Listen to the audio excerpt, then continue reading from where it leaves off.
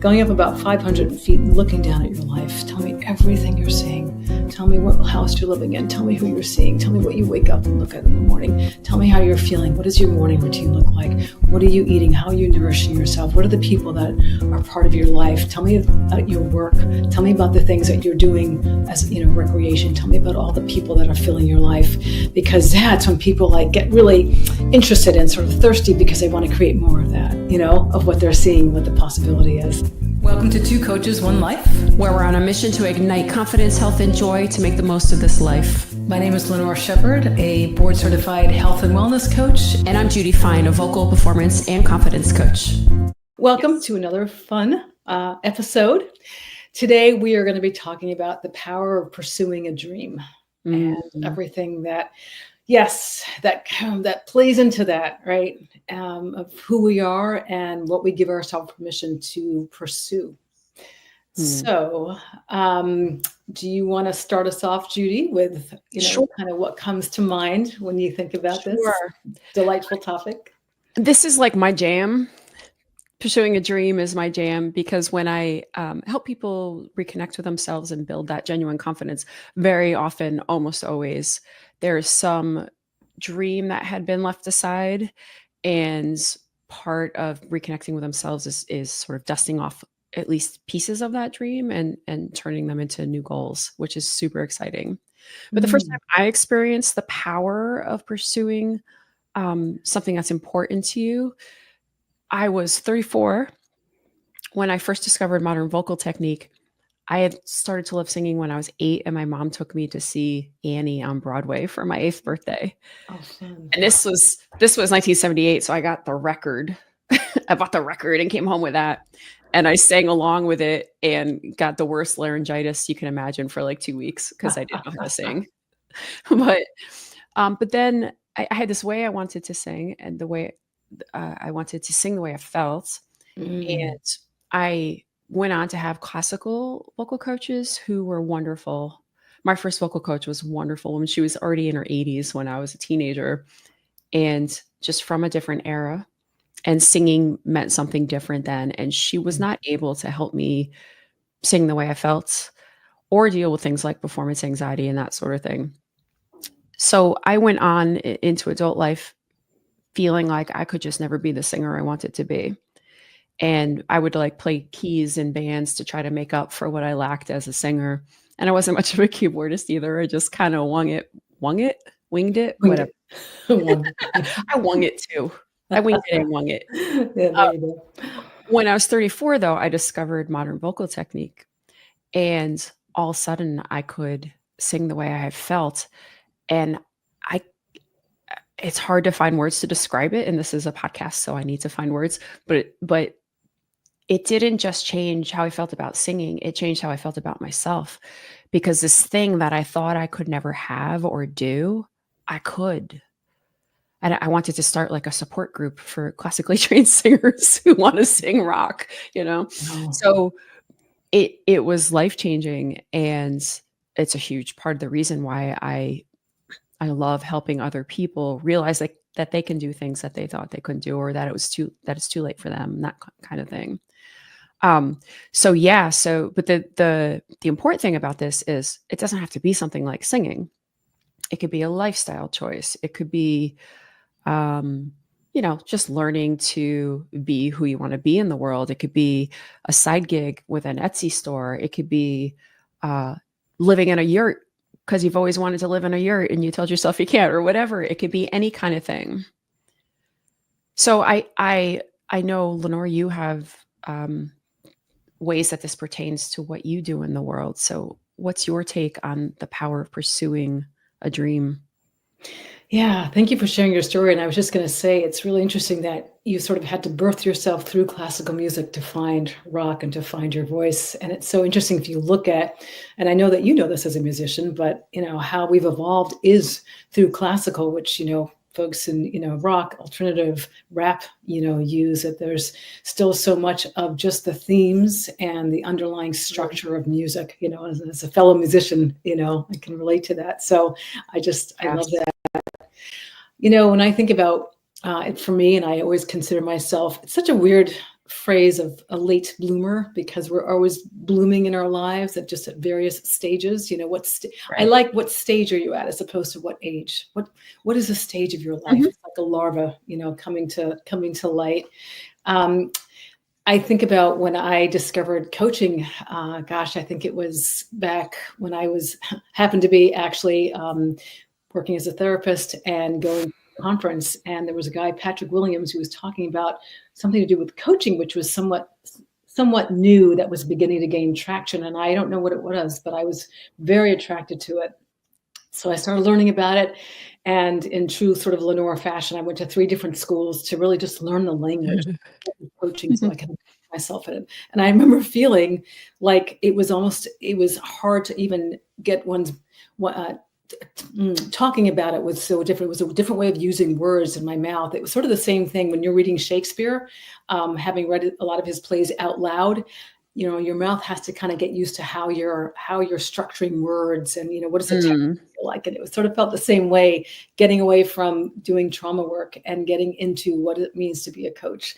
So I think about that and how much I love the coaching profession, and especially health coaching. I've really found where I think I'm supposed to be right now. So that was sort of my dream that, you know, emerged out of the coaching realm. That's what it was for me. So, you know, how I look at it, you know, with helping clients, and you're right, it doesn't have to be this one big thing or even something artistic, but I love the question of what's unlived in you, something that you want to do, something that you found, Mm. a way of being in the world that you want to give breath to. And how do you, what I find is it's people giving themselves permission to do it. Right. And that's a big Yes. thing. Am I going to give myself that way of looking and that way of being?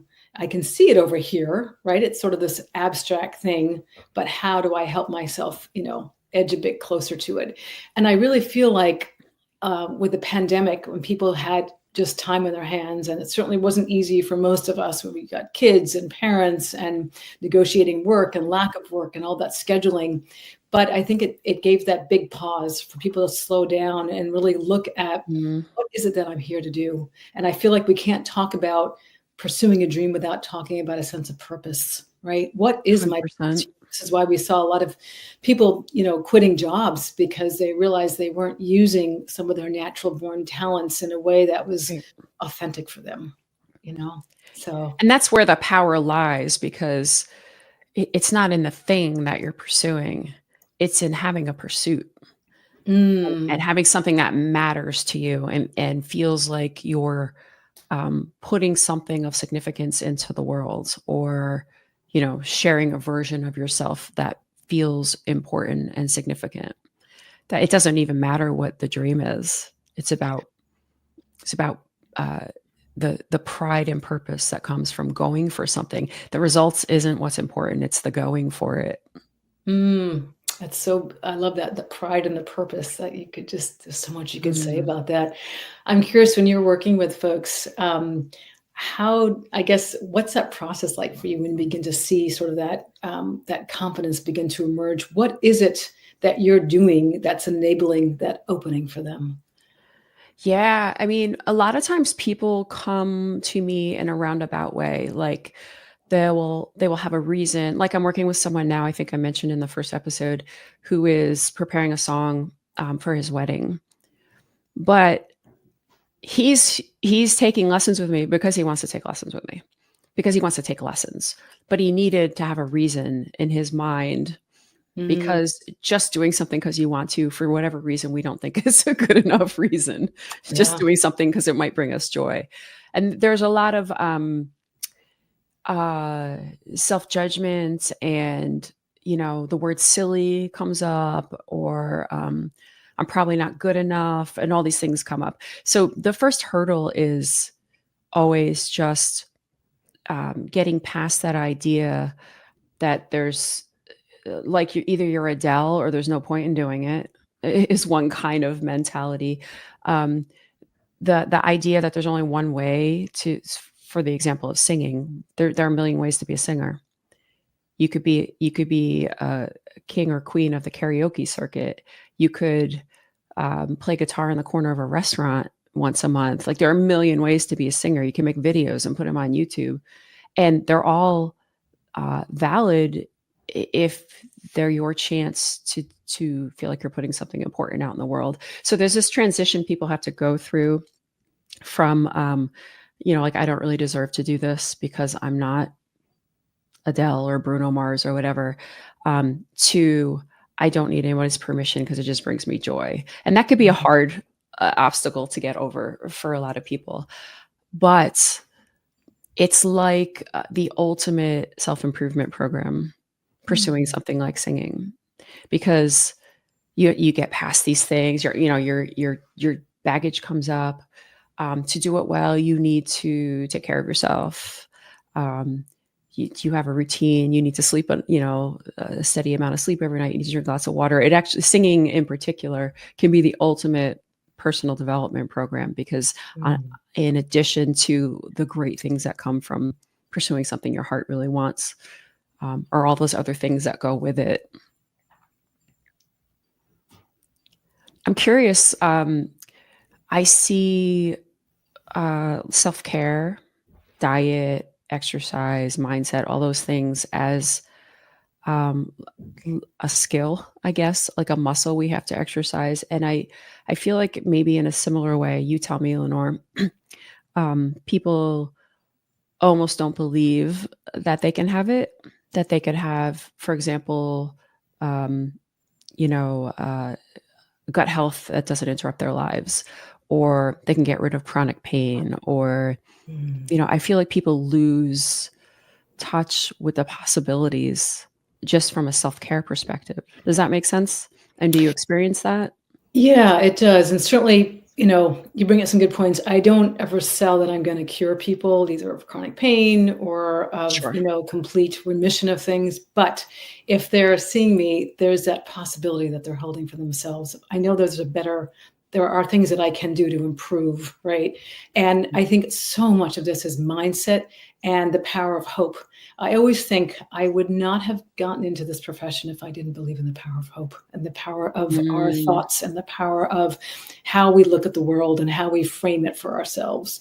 So, when someone does have gut issues that are keeping them at home at times, or, they've got to be careful with planning with things, we look at how can we work around that so that you're still going to be able to get out and see people, whether it's restricting that, looking at, what they're eating, the medication, perhaps timing, looking at what stress is doing to them, right? Because that's as we've been talking about, that's a huge, factor in that. But not, and because we get into, and I certainly have been here, that sense of nothing is going to work out, that sense of self-pity. And as someone who's had, a pretty challenging time with digestive issues, it impacts every aspect of your life, right? So how can we pull back from that and see what is the possibility, and what are some of the small steps I can now start taking, in order to get there? But you have to have that perspective of there's a sense of hope and there's a sense of a destination, right? So, it can be, again, as I sort of talked about, some of the changes that we're making in diet, or changes that we're making with scheduling, changes that we're making with, how they're eating, how they're hydrating, what is their sleep looking like. And in that too, which I think is a very big component, and you've also touched on this, is where are they creating that sense of joy and that outlet for themselves? Because without that, it feels like a slog. Does that sort of answer some of your, what you're Absolutely. Talking about? Absolutely. There's obviously a lot more I can bring into it, but that's sort of in its simplified form, Yeah. And in the realm of self-care, I feel like two things pop to mind. People just get used to not feeling good and sort of accept it. And the other thing is, it's kind of like when we were talking about finances in the last episode. I think the mindset many people have toward like making a budget is so like it's a mindset of deprivation and hardship and finding out terrible things about yourself when you realize what your money situation is. I feel like there's something similar when it comes to self-care. Like, oh, I'm never gonna be able to eat what I want again, and oh, I'm gonna fail if I don't wake up every morning at 5 and go for a jog or whatever it is. And just like with singing or any creative dream, we have to figure out how to make it the process fun. Like if you have to change your diet for the sake of your gut health, how can you find ways to, be creative and create things that you really look forward to eating, or something like that. I don't know. That's your world, not mine. But just to have that sense of the process, the journey is the reason I'm doing this as much as the outcome. Absolutely. And I think too is not letting a diagnosis define who we are. What I say to people is, okay, I might experience symptoms of Crohn's disease, right? But it doesn't define who I am. I'm a person that experienced symptoms of these, and these are some things that I can start to do where it doesn't become our destiny, right? And I think it's an important way of looking at it. And this is something that we're going to talk about, I know, in a future episode, but something that was really brought home for me is the power of, are we ready to heal? And I know this sounds like it can be, well, of course I'm ready to heal. I'm doing all these things. But have we shifted that mindset of saying, oh my gosh, there is a lot that I can actually start to do. Am I ready? Am I signed up 100% to get behind this? Have I gotten through so many of the barriers that have been put up, right? It's one of the mystics that I love is Carolyn Myss, and she talks about that. She's written a book about the power of healing, why we don't heal at times. And for me, I had my wake-up call many years after my diagnosis. Many years I thought, oh my God, I wasn't ready to heal before. For whatever reason, I did not put everything I had into it. Fear, lack of finances, getting distracted with things, or other things coming up that felt more important than myself and my own healing process. So that's one of the things that I check in with people. Are you ready? And how do you know? What tells you that this is right? It's what you talked about also before. This isn't someone telling you need to do this. I'm doing it because my wife or my husband wants me to look a certain way, whatever it is. Right. I'm doing this because deep down, I know there's no other way. And I see what my goal is, Right. That's like another version of the journey versus the destination thing, because there are many people who want to be healed. And there are many people who want to be a great singer, but they don't want to become healed. They're not ready yet to become a great singer. So they don't find joy in the vocal exercises. They just know they want the outcome, and that the outcome isn't going to be enough if you don't find ways to enjoy the journey.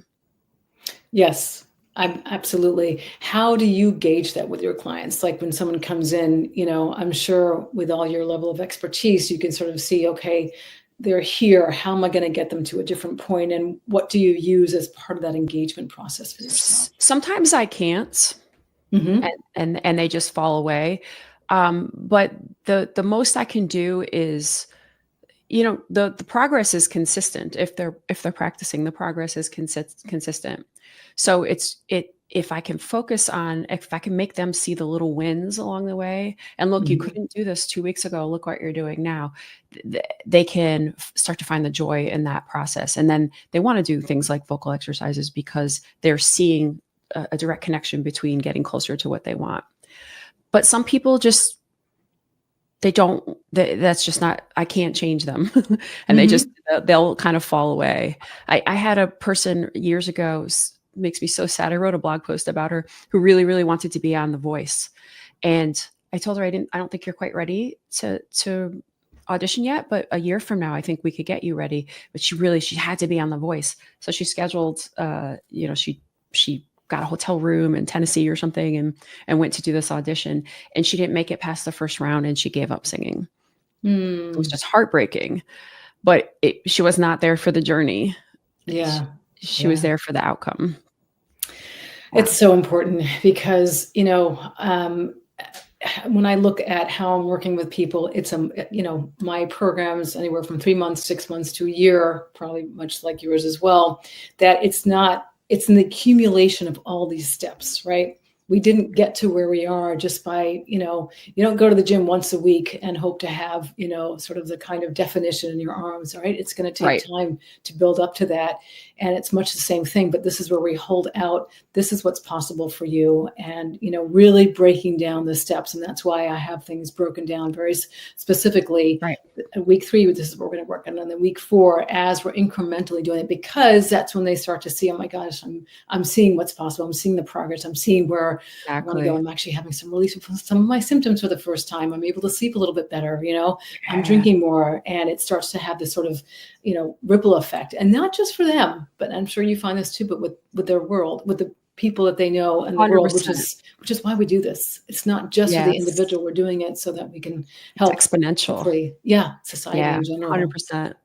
100%. Yeah. I feel like in those cases, the problem isn't, if we're going to call it a problem, the challenge isn't that somehow they're not, like they're doing something wrong by not wanting this journey. I think the reason that they're not enjoying the journey is because it's not really the right dream for them. Mm-hmm. And that being able to figure out what your heart really wants and take your brain kind of out of it is really important and challenging. And so one exercise I do with people is, what's the fantasy? And they'll give me a very detailed picture of what the fantasy is in their mind that they want to achieve. And then what are the feelings that this fantasy makes you feel? You're like, what are these feelings that you want to feel when you've arrived? And when they can identify those feelings, then you could say, what are some other ways you could achieve those feelings? Because very often we get stuck on the first fantasy, the method in the first fantasy, and it's not the right one, but it's really the feelings that we want. Yes. And that's where the power is.